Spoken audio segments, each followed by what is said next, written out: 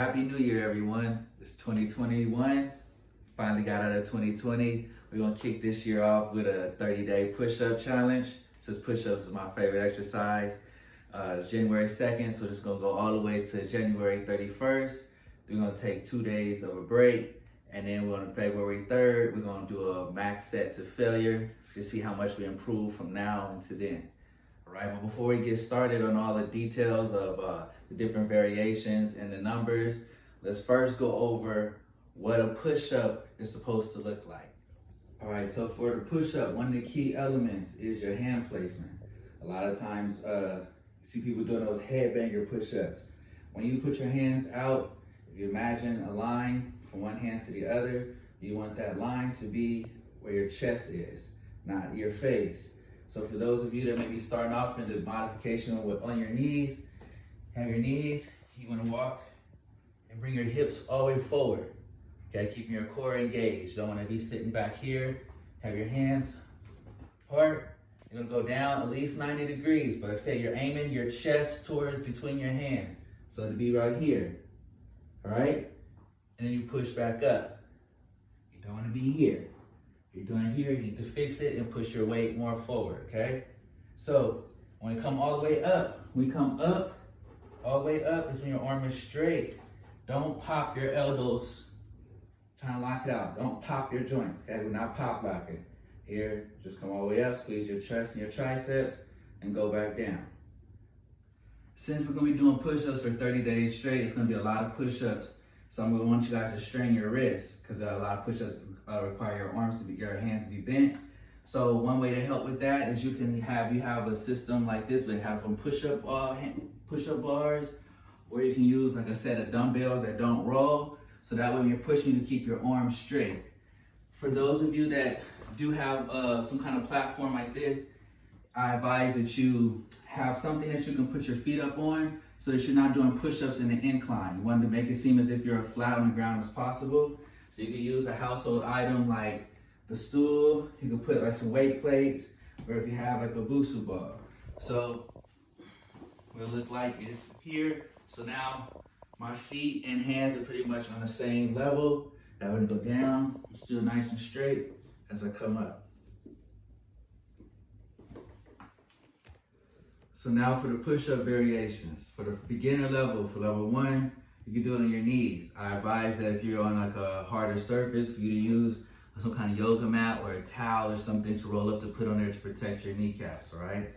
So you bend your knees, walk your hands forward, keep your hips forward, core tight, and go down, push up, okay? Once you're done, if you need a break, this we consider a break is if you sit back on your heels or if you take your hands off. This is how you can take a break, all right? And then you come right back into it, all right? Level 2. Level 2 is when we're gonna have like a wide base on the push-up, which means you're kind of going from level 1 to level 2.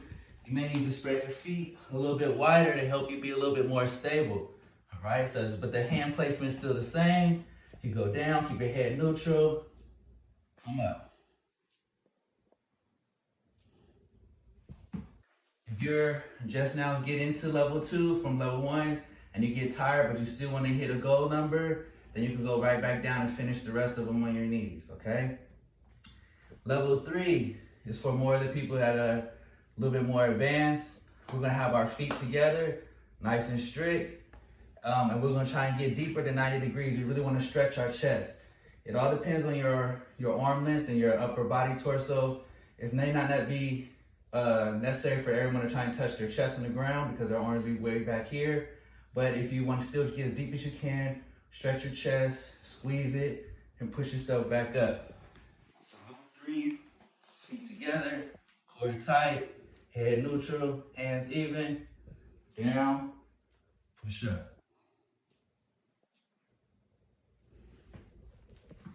All right, for level 2 and level 3, we have a different, 2 different things called the active rest, and we have a break. So since you're in an upward push-up position in either level 2 or level 3, the active rest means you get tired when you're pushing, but you don't actually drop your knees down. You may rest right here, you may push back, you may even shake one hand out, but you're still up. And then you continue on with your push-ups, all right? A break would be, you drop at least one knee to the ground or both, and you actually take a break and then re-engage. So of course, the main question would be, where do you start? Right, so since today is day one, I advise everybody to do a max set. Do as many push-ups as you can before you have to stop, right? That kind of give you like a baseline number, all right? If you get, and then we're gonna round up to the nearest 50. So if you stop between 40 and 49, your goal number will be 100. If you stop between 90 and 99, your goal number will be 150, and so forth. So the object of this push-up is challenge is not like other ones where we do push-ups all throughout the day just to say you made it to 100. No, this is what you could do in one sitting. All right, one sitting, and I'm gonna allow no more than 3 breaks. Okay, so break. I'm gonna show the difference between the active rest and the break. So you want to see what number you can get to with no more than 3 breaks. So if you take 3 breaks, then you're done. All right. So remember, the purpose of this challenge is to push yourself physically and mentally. That's why we're gonna do all our push-ups in one sitting and not spread them out throughout the day. You need to be able to set aside a good 10, 15 minutes of each day and work on your goal of trying to push yourself as hard as possible. All right, quick recap. 1, you're gonna do a max set of push-ups. You're allowed up to 3 breaks. If that number is within 10 of 50, a multiple of 50, then your goal number is gonna be the next 50. Once you're able to reach your goal number within 3 breaks, then you're gonna add on another 50 for the next day. You're gonna continue to do that until you keep going until the end of our 30 days. Our last day will be January 31st of doing 30 consecutive days of pushing. We're gonna take a 2-day break, and on February 3rd, you're gonna do a max set of push-ups to failure, just until you can't push anymore. So comment below with your initial numbers, so you use that as a reference point. Like and share the video. Subscribe to my new fitness channel of Unleash Potential.